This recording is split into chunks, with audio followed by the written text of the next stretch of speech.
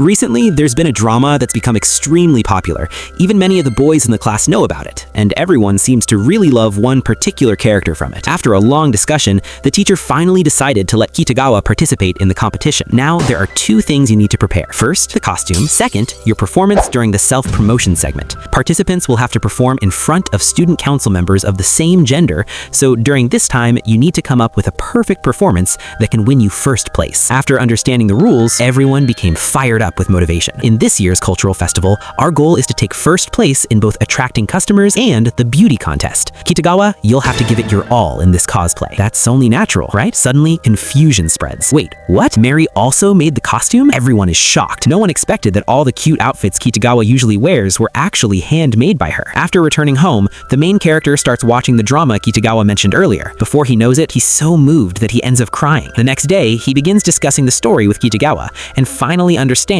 why so many classmates love that character. After fully understanding the character's background, he stays up all night and creates over 30 design drafts for the costume. Then he begins explaining his plan. To recreate the character's androgynous beauty, he plans to slightly adjust the facial contours using tape. The eyebrows should be a bit thicker, but not too strong or harsh. While emphasizing the eyes, the makeup should still look natural. As for the rose, although it can be bought from a flower shop, that kind of luxurious design is way too expensive. So instead, he decides to use white artificial flowers from a dollar store and spray paint them to achieve the desired look. Kitagawa agrees with this idea, but she also suggests something important. Since the character is quite tall, they should add height-increasing insoles inside the shoes. With most of the details figured out, the main issue now lies in choosing the right suit design. Although the character looks elegant, their personality is actually quite reserved, so the suit shouldn't be too flashy. Also, in this type of manga, characters wearing suits are usually drawn very slim. This is probably a common trait in shoujo manga,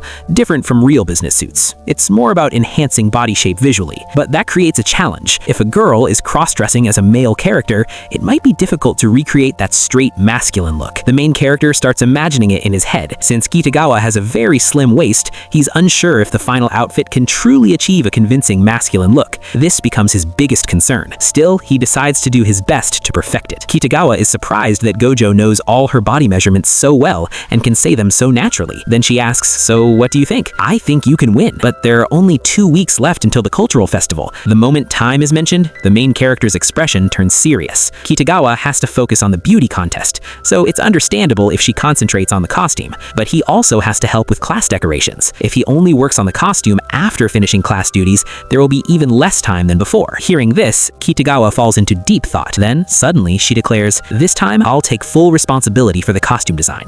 Gojo, you focus on the classwork." So the main character assigns her the task of buying materials. But he still reminds her, "If you don't understand something, call me immediately, and make sure to consult the shop manager too." Even after explaining everything, he still feels uneasy letting her handle it alone. Even though she says she'll be fine, she still looks a bit worried. Later, while buying materials, Kitagawa starts overthinking. Without him by her side, she feels strangely uneasy, but for the sake of winning first place, she tells herself she has to overcome it. Meanwhile, the main character is also troubled. He wants to handle both, the class decorations and Kitagawa's costume. Thinking about everything ahead of him, the pressure feels overwhelming. Still, he believes that as long as he works hard, he can do it. He doesn't want to cause trouble for others or fall behind his classmates. When he arrives at the classroom, the atmosphere suddenly becomes awkward. Everyone is surprised to see him. "Aren't you supposed to help Kitagawa with the costume? Why are you here?" Then someone jokes, "Are you trying to overwork yourself or something?" Although more help is always welcome, they worry he might be pushing himself too hard. In the end, they tell him, "Leave the classwork to us. We can't help with costume making. We're a team. We should support each other. Everyone should focus on what they're good at." Hearing this, all his worries disappeared instantly. He quickly calls Kitagawa. Luckily, she's still at the station. Without wasting a second, he rushes to meet her. At the shop, the manager notices how refreshed he looks. "Something good happened lately?" He shows the design drafts and explains that he wants a fabric